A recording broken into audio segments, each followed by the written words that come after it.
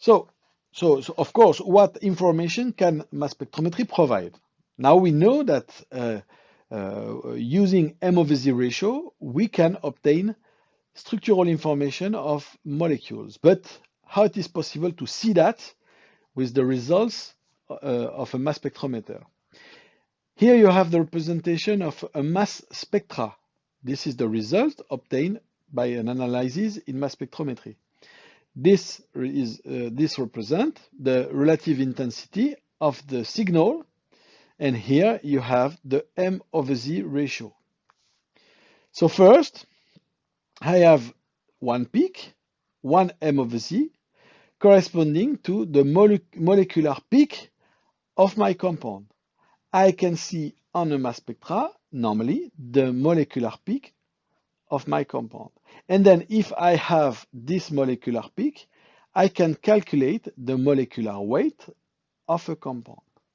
That's the first information. That's very important information. It gives me a primordial information for my compound.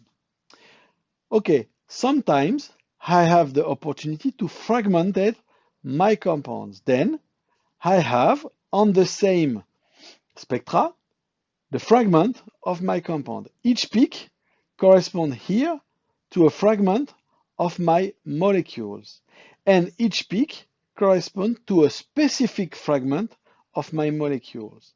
Then the mass of some pieces, of some fragments of this compound are called fragments.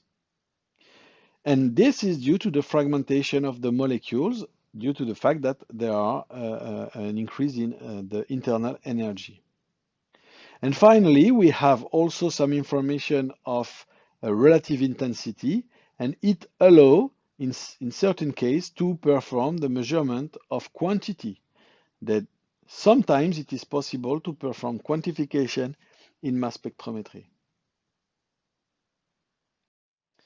So here you have an example, a real example represented here. So you see this is an example in mass spectra of cholestan, which is these molecules. These molecules is 372 Dalton. So this cholestan is obtained by electron impact in mass spectrometry. Electron impact is an ion source. We will see that after in my lecture. So here you have the results. So you see there are plenty of small peaks corresponding to the noise of the spectra. But we can see that we have here a peak in 372 corresponding to the value of the mass of my cholestan. So the M over Z value of the molecular peak makes it possible to calculate the molecular mass of my molecule. Here for the cholestan, we have 372. But I have in electron impact, and in this source, I know that there is a lot of energy. And this is possible in this ion source to perform fragmentation. And you see that it is possible, and it is the case here. If you have this fragmentation, we can fragmentate the molecules here and here. And to give two fragments, specific fragment for these molecules, which is the 217 and the 149. Fragmentation peaks make it possible to reconstitute part of the structures. Using this specific fragment, we are sure about the presence of these molecules. This allows to confirm or to show the presence of the cholestan in my system, in my solution. Finally, the peak intensity allows for quantitative analysis. Sometimes it is possible to use this value to perform quantitative analysis. It is important to note one thing on this mass spectra. The mass spectra of the cholestan is, for the electron impact MS, always this mass spectra. If I perform the analysis of the cholestan in France in Baku and all around the world on the same electron impact MS, I will obtain the same pattern, then the same spectra for the cholestan. It means that if now I save my spectra and I put the spectra in a bank of information, if I have another sample, an unknown sample with, for example, cholestan, and I analyze my sample, if I find a spectra corresponding to the cholestan, I'm sure that in my sample, I have this cholestan. Then this is very important to understand that this is the ID card of the cholestan in electron impact MS. So the question is how to calculate the molecular mass. How it is possible to calculate the molecular mass. And we have to be careful about this part because this is very important to understand. We need to use sometimes the influence of isotope. Remember that we measure the mass of the molecules. So we measure a mass. And then, of course, when we consider molecules, we can consider the isotope of the molecules. The isotope of the molecules is represented here. For example, here you have the different isotope of different molecules, because in the nature you have some different elements. The same element can have different isotope, meaning that the same element can have the same number of proton and electron, but can differ with the number of neutron. And the quantity, the relative quantity, is fixed all around the Earth. Then, for example, for the carbon-12, we have around 90% of carbon-12, and we have 1% of carbon-13. It means that if I perform the measurement of a carbon, I am able, if I have the good resolution, I am able to see 90% of carbon-12 and 1% of carbon-13. And the difference of mass is, of course, 1. For example, for the nitrogen, you have nitrogen 14 is around 90.6% and a very small amount of nitrogen 15. For the oxygen, this is only the isotope, the major isotope of oxygen 16. But for example, these two examples are very important because you understand, generally you know this example. For the chloride, for example, you have two isotopes and the relative quantity, the relative amount of these isotopes are not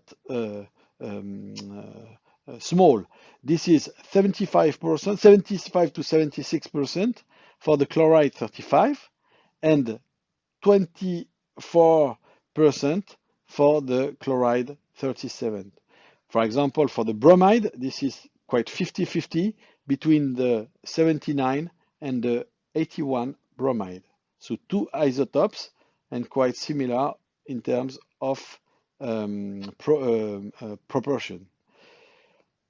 It means that, of course, if we want to calculate the average mass, the chemical mass, so the mass obtained in the table, the periodic table, you see that this is 75% of 35 plus 25% of 37, and we have a mass of around 35.50 in the periodic table.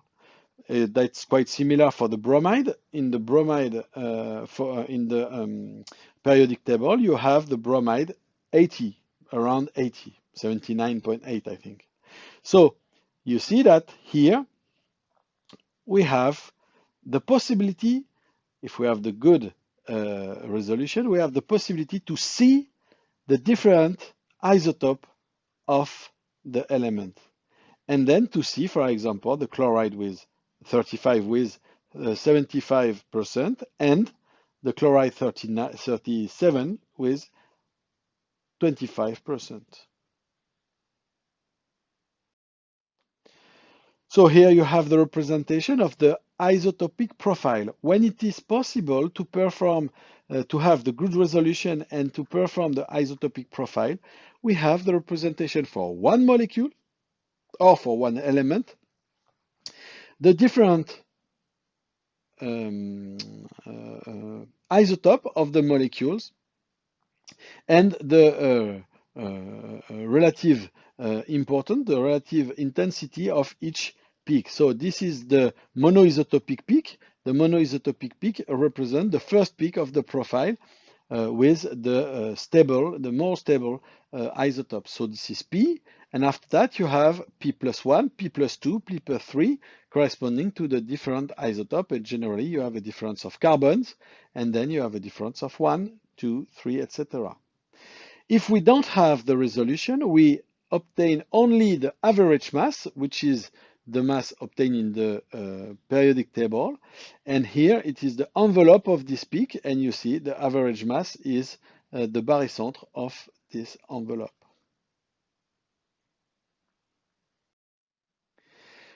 So we have the opportunity in mass spectrometry to measure two different masses, depending of the resolution. If we have a good resolution, if we have a good mass spectrometer, it is possible to measure the exact mass of the monoisotopic mass. I'm sorry. It is possible to measure the monoisotopic mass. And the monoisotopic mass is the exact mass of the first peak of the isotopic profile, i.e. the mass which takes into account only the masses of the most stable isotope. C12, H1, O16, sulfur 32, etc. So you consider your molecules, the formula, the brute formula of your molecules, and you consider only the most stable isotopes. And you have the monoisotopic peak. For the chemical or average mass, it is also possible to calculate this mass, and normally it is due to the fact that we don't have a good resolution. For the chemical or average mass, this is the centroid of the masses constituting the isotope profile, i.e. the mass which takes into account the mass of the element given by the periodic table. So generally, you know this method to calculate the mass of the molecules using the average mass in the periodic table. So you have two different masses, and you have to understand the difference between these two masses. Monoisotopic mass corresponding to the isotope, the most stable isotope of the molecules. Chemical or average mass correspond to the average correspond to the mass obtained in the periodic table. In mass spectrometry, the mass is expressed in Dalton. You can express in gram per mole, but to simplify, we use the Dalton. So I will speak in Dalton, which is quite similar, and it depends on the resolution of the mass spectrometer. This is very important. The resolution of the mass spectrometer is, of course, very important because sometimes it is possible to calculate monoisotopic mass, and sometimes it is not possible to calculate this, and then we obtain only chemical or average mass.